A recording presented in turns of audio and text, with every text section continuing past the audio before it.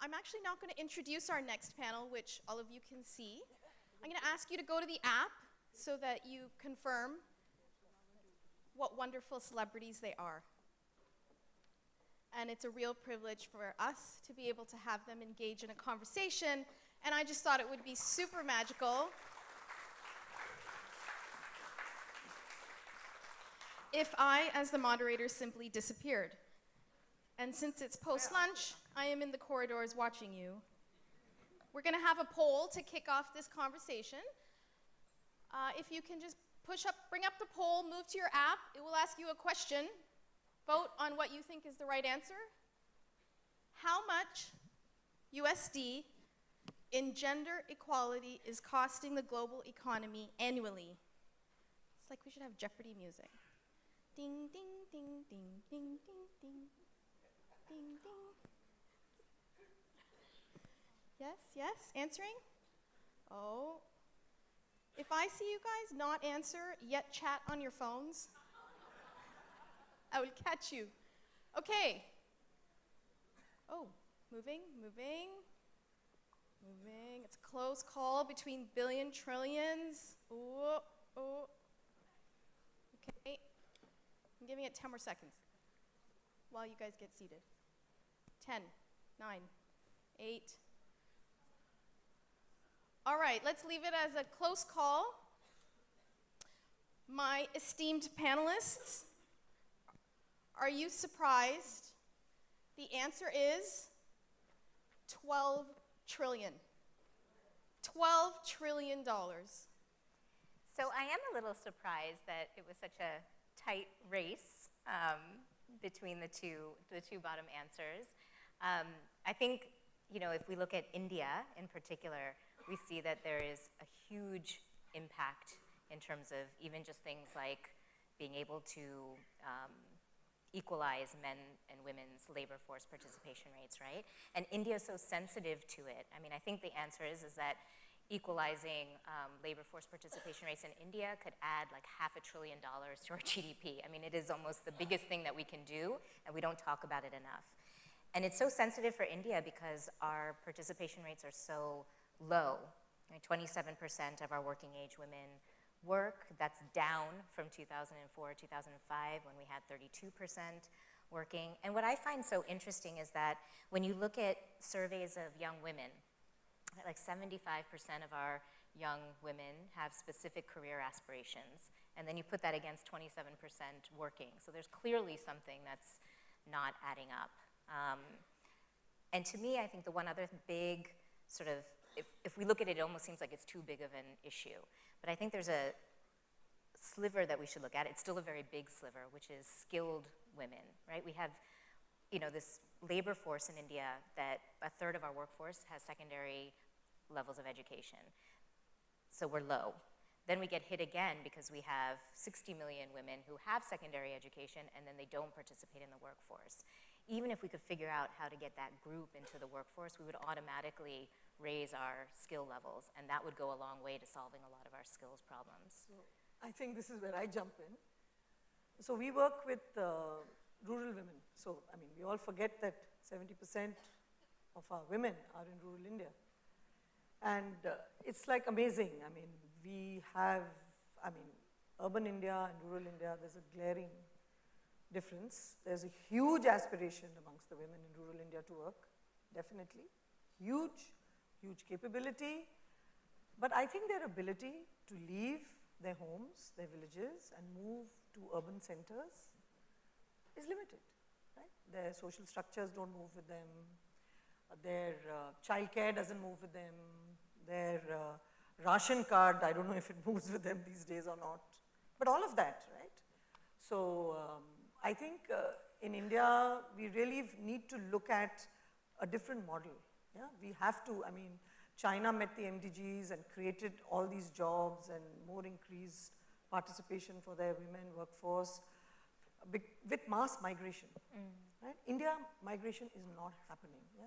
Post the 10 years of skilling, we're seeing that only 6% there is in job retention because people just go back. They get trained, they take a job, and they just go back. And the women in the first place can't go, right? I'm just going to give a very small example here, and then Madhu, I'm sure, has tons to say on this. But I had a young American girl who went to one of the co-ops, which is doing production. And it was in Karnataka, 3 hours from Bangalore, just 3 hours. And she said, you know, we like coming to this center and working because it gives us an opportunity to leave our homes and mingle with other people. So at home, we said we'll just watch TV, but now we can tell our parents, look, we have to go to that center to work. And then we make friends in the center. And then this young American girl who was 23, she said it's such a basic human right to go out and be able to just make friends. And it was such an eye-opener to me. You know, and this young American girl, she was literally in tears when she was telling me this, you know. And I said, yeah, okay, fine, we'll work on it. Yeah. So anyway. Yeah, I think both of you are talking about two things. One, I think we also don't do the economics of costing and valuing all the work that women do. So when you say they're not paid or they're not in the workforce, you're saying in the formal Paid work. paid labor participation. But the amount of unpaid labor is probably more than $1 trillion, right? So we don't actually count that at all, whether it's childcare, whether it's home care, whether it's also informal work, because that never gets counted, and that's true for both men and women. So that's the economic part of it, and then we need to make sure that we account for that. The second part is, of course, in the morning when we talked about inclusivity, someone said, you know, infrastructure is not as important. I think it's super important. I lead a portfolio on sanitation, and all of us in the room, all the women know that for 70 years, no urban planner or rural planner ever thought about sanitation for women. And what kind of trauma each of us actually we don't live in remote villages, so the trauma there is 10x or 100x of what we have to go through, but all of us have gone through that trauma, not finding a safe sanitation facility when you need it. Right? And it's not about numbers, right? So you're not gender intentional when you do any of this infrastructure planning, whether it's in the rural areas, exactly to your point. Do you worry about how is she going to participate in the labor force when she has to look after her children, when she has to breastfeed? Because also public health, we're saying exclusive breastfeeding for 6 months. Are we making provision for that? How do you get that to happen? If she has to be on the farm or she has to be working in an office, nobody thinks about these things, right? It's not gender intentional. Nothing. So let's not just talk about that as if it's something, oh, that'll happen. It does not happen. In sanitation, even in this Royal Opera House, there are 2 stalls for women, 2 for men probably, and everybody thinks that's a great checkbox. I've got equal. But women need longer. If you're pregnant, you have to go more often. If you're menstruating, you need more time. No, there's no gender intentionality whatsoever. So let's not underplay that. So just jumping into this, because Neera has made it very clear that she doesn't want to jump in and we have to jump in. And give equal airtime. And then I want to jump in. So jumping into this, I would then just point out to the fact about the people making decisions. And then we obviously come to a more urban governments making decisions, participation of people in the NGOs who are partnering with the governments. We're coming to corporate India. And then we come to that subject, because I think when she put me on the panel, I said I'm going to be the lens for rural India, but a lot of decisions for rural India are being made elsewhere. And therefore, organizationally, in these organizations, one then has to move towards more parity. That the people at organization level, the decision making. So I was introspecting when I was on the way in the plane, that how many women do I have on our leadership team? Happy to say, we're at 4:6. We were 5 and 5, but now we are 4 and 6. And then I just was having a chat with this friend of mine yesterday, another social entrepreneur, who was talking about how women also tend to take more change-making positions. So I just messaged my daughter-in-law and I said, in Ashoka, for example, how many change makers are women and how many change makers are men? So there's a 40%, 60% there. But I do believe that if you're going to see change in how decisions are made, which are going to be more gender sensitive, we are going to have to take the help of the men. I'm going to put because I had a wonderful experience with IKEA once, because IKEA is one of the, I think, only company in the world which has 50% women. Its workforce is 50% women. Across the board? Exactly. At board, and at board level, they're stuck at 8. And they've got a huge program. Maybe they are now 7 out of 10. Out of a board of 10, when I met them like 6 years ago, they were 8 and 2. Maybe they're 7 and 3 now.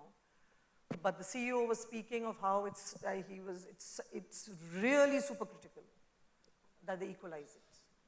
Yeah, because his thing was, we are serving women customers, a lot of male customers also. But if our company is not 50% women. Here's my thing about these numbers, right? Yeah. I think that we have spent a lot of time in the last 5 years in particular, maybe the last 10 years, trying to make the case for why we want women to work. It adds this much to our GDP, whatever it might be. But we haven't looked enough at whether we have made it worthwhile for women to come to work, right? When you look across the life cycle, which is what you're saying, right? We might attack one side or the other. So Me Too comes up and there's a bunch of policies that are put in place. We might look at care on one side, but have we looked at the fact that for an individual woman, these things hit across a life cycle, starting with mindset, early marriage, gets to safe transportation, infrastructure, has to do with care work, elderly and child care, and others in the household. And then you get to the workplace and there's all of these policies, right? To look through all of that and you really add up the costs that it takes to compensate to be able to just get out of the house and get to work, I don't know that it really adds up. No, I doesn't. And I like what you're saying. I think it is definitely, in this case, about numbers. Because the power of the collective is very important. If you put a token person on the board and there are 21 men, absolutely. I've been in meetings, I'm sure all of us have been, where you're the one lone voice saying this. I'll give you an example. I was in a government meeting. We were planning urban sanitation infrastructure and were debating the fact that they created sanitation facilities and public toilets for women. Nobody was using it. The women weren't using it. And when I told them that I can exactly tell you why they're not using it, because the design is not conducive to women. It was open on all sides, the common entrance for men and women. They're not going to use it. Here's the solution that the men had. Let's just open it out for men, because the women aren't coming. And my novel idea was, maybe you should talk to the women and ask them why they're not using it. Maybe that's a great idea. And then they all looked up and said, aha. That's really a great idea. But I was the one woman in 21 urban planners in that room. And that's often the case, unfortunately. That is still the case. And it also reflects in the language. How many people use the word manpower in your presentations? Be honest, how many of us still use it in your presentations? It starts with the language, and it goes into all of this. So I think it's super important what you are saying, that you look at everything very intentionally from a gender lens, and this is not for women alone. Every single man has to be the gender person. I'm even disappointed there is no man here. Yes, there should have been a man on the panel. Absolutely. Because only then will we get to the equity, and even from a very basic economic need. Every one of us needs to look at it and figure out, to your point, how you make this happen. This equity won't happen because a few of us get on stage and talk about it, or one woman is made the token woman representative and has to advocate. Every single person in the room today needs to talk about the reason why India needs to hit that 20 trillion target, and then how you can make that happen across the life cycle of a woman, and what needs to happen for her to be able to function productively. So I'm just going to come back in to just move us a bit towards, do you really think we've improved in gender equality in India? And if through your own personal journeys, was it very apparent to you as you were growing up and as you were building your own careers in the sectors that you are, in the ways that you see now? And are there things that you wished you'd kind of known earlier about this? You know, give us a sense of, have we made progress because it is Women's Day today. Some progress No, is we've that made great progress. celebrate I believe Women's we have. Day. Yeah. So a little bit, I think you've highlighted, yes, there are problems and a couple of things we need to do, but tell us a bit more about a bit of the journey, and then I'll use the last few minutes on the way forward. So, I mean, I think, again, we'll start with the data and then we can criticize it, but I think you see on a bunch of measures, we've improved in terms of gender mindsets. But in a few very key ones, we haven't, and in some cases have even gotten worse, and one being workforce participation. But there are others as well, so it's a bit of a mixed bag. When I look at the experience of, we have a school in Pune, we have students between 6th and 12th standards, all girls, mostly from lower income backgrounds. When I think about the beginning over 10 years ago, the conversation we had with parents was much more about convincing them to have their daughters continue with higher secondary education. Now that conversation rarely happens, and this is in largely urban India. But now that conversation rarely happens. It's much more about safe transportation to be able to get to school and back. But when I look at some of the students in our school, there are kids who are top of their class, could have any opportunity that they wanted, but when we ask what they're going to do post-12th, they just shrug their shoulders and say, marriage, right? So it's not that all of it moves in a uniform path, and it's not that doing well or doing better or developing will necessarily improve gender outcomes. If anything, we have to really think about the roots as this growth takes place so you don't see that inequality widen.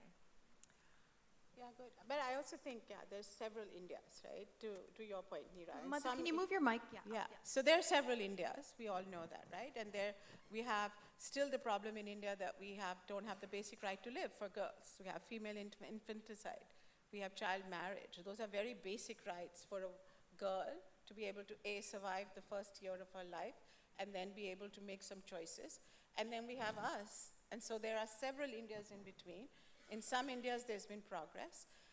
The hope, again, I think that I see is the large number of women coming together, and the huge movement, and I'm pitching for this, is of collectivization, because that's where women both are at the center. They get their agency. They tell us what they need rather than we go and tell them what they should be doing. And we can work to help transform the lives in the context that they live in. And I think that movement is very, very progressive. It's modern. It's achieving scale. Governments have bought into it. It's all round a win-win for everyone. And that's the way it has to go. And I'm going to tell Neelam is going to give her example of what she's done with the work that she's done with the producer companies. Yeah, I think the biggest thing that the government did was to push the self-help group movement, because it's a wonderful underlay, on top of which people like us can function. So usually when I'm at some, I say, I can't build cooperatives with men. I can only build them with women, and the men get a little offended. But then I say, no, it's not because men are not cooperative by nature. I'm sure they are. It's just that the women have had 10, 15 years of attending meetings and understanding. One finger is alone, 5 fingers are strong. All these exercises that the government has made them do.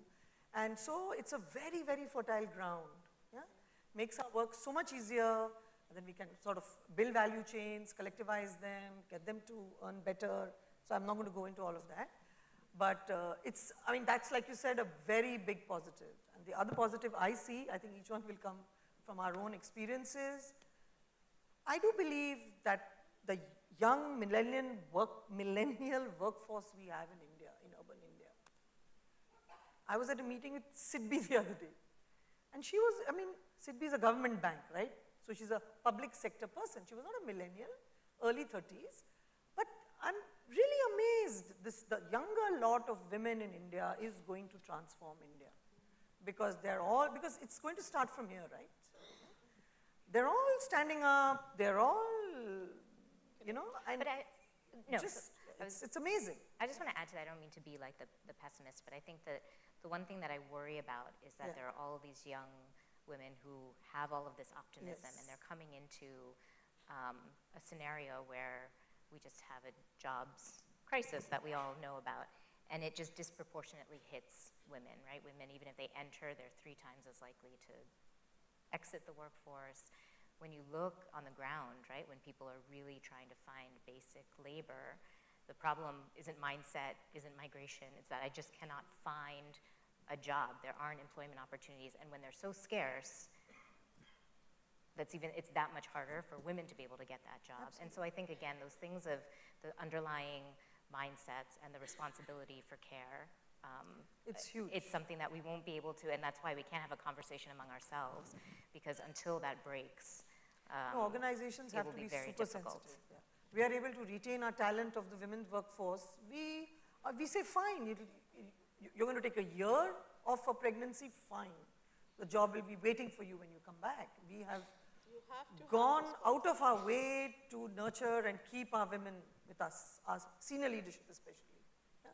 You have to find them. I want to quote something that came off of social media the other day, that Eleanor Roosevelt made it a rule that she would not give an interview to anyone other than a woman journalist. And that forced the media houses of the time to actually hire women journalists because they wanted her stories.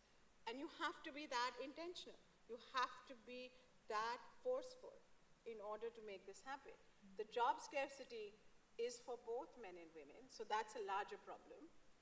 But if you are intentional and you say, I'm going to hit 50% at least of the women in my company, the women will find the opportunities and not look, oh my God, she's going to get pregnant in 6 months. I don't want to hire this person. So we also have to make sure that the policy framework is not, has the best intention, but has the unintended consequences. So it has to be something that shifts the mindsets. And I think the corporate sector, the philanthropic sector, the development sector should be able to show that way forward to the government of what policies actually work.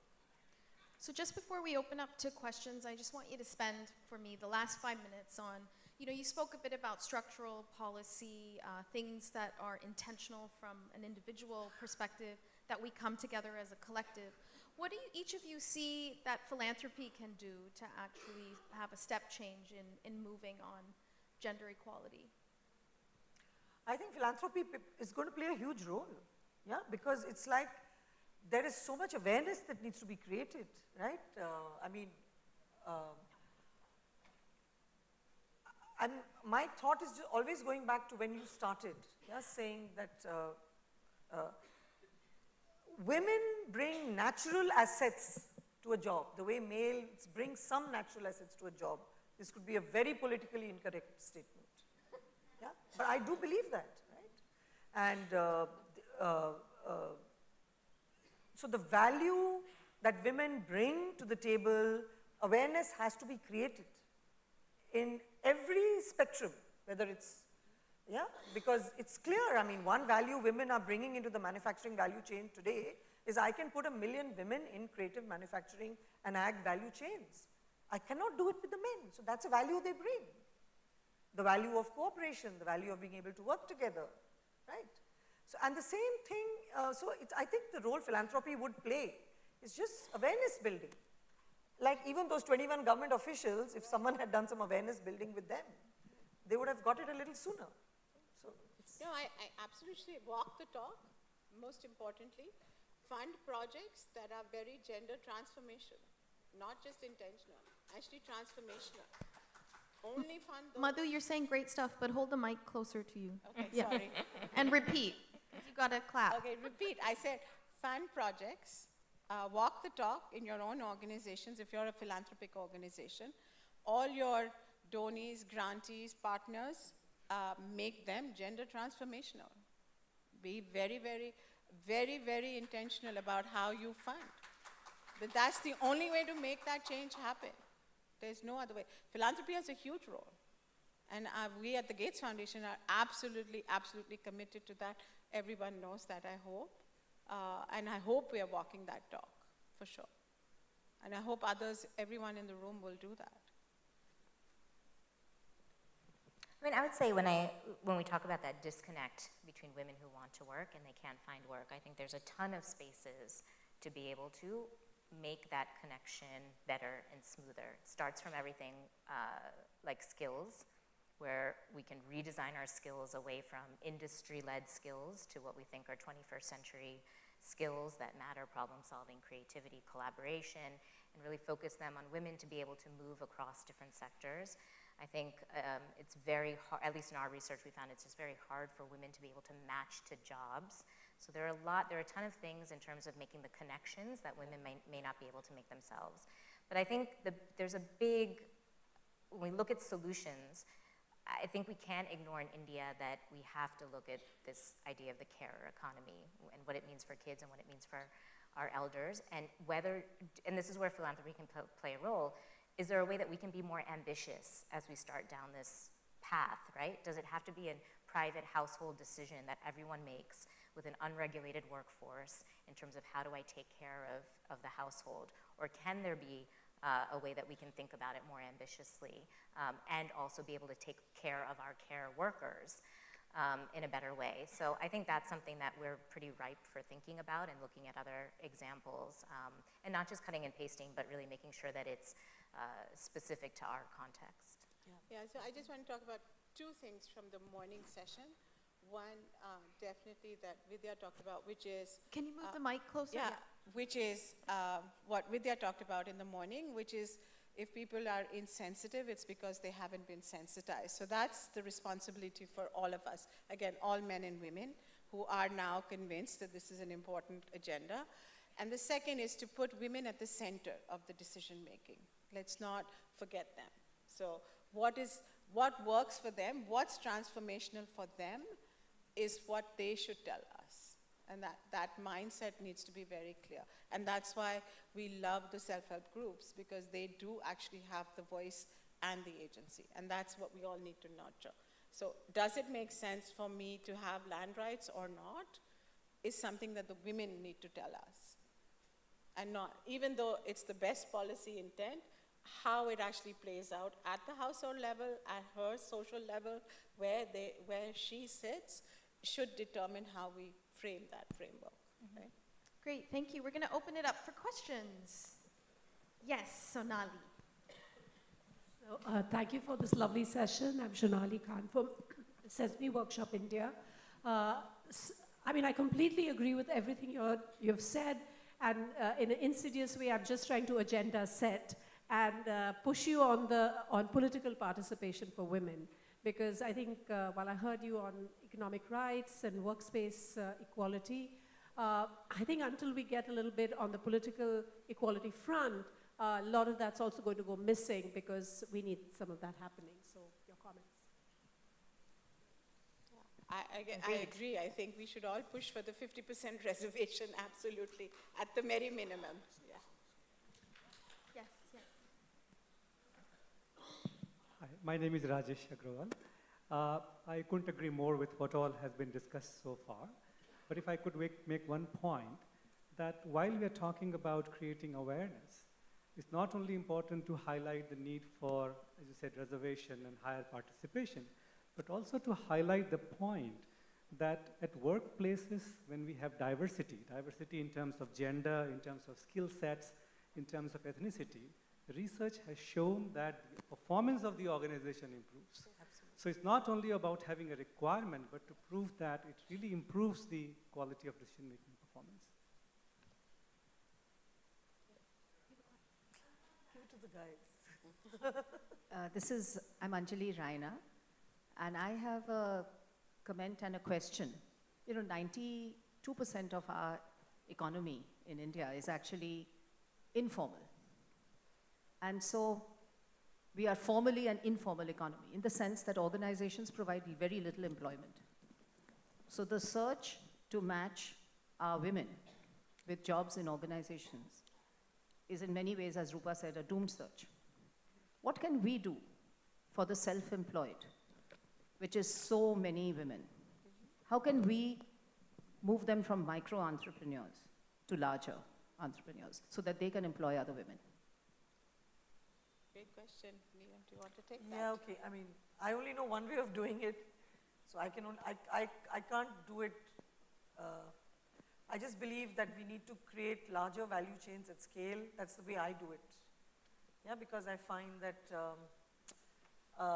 small enterprises are very tough to globally compete unless it's a beauty parlor or whatever. I mean, those are really critical.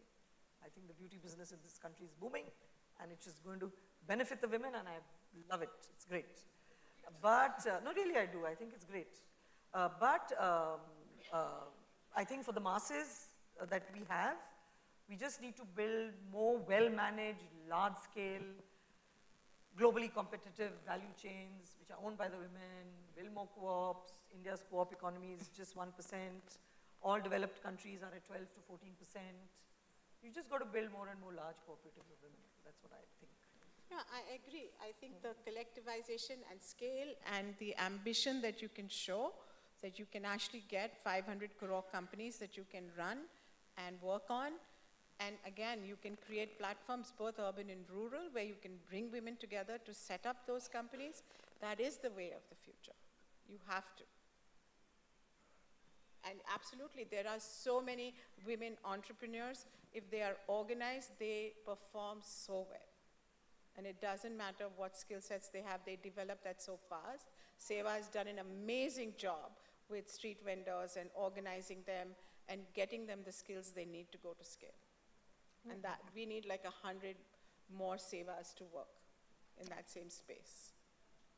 I think the answer, you answered the question, Anjali, in what you said, that it's in a large informal economy, the answer is through higher grades of entrepreneurship. And when we look at women in Indonesia and China, places that have larger informal sectors, the route to entrepreneurship looks clearer. But it's a much harder question to say how, I mean, for India, we need to develop entrepreneurship, right? Our average firm size is 2.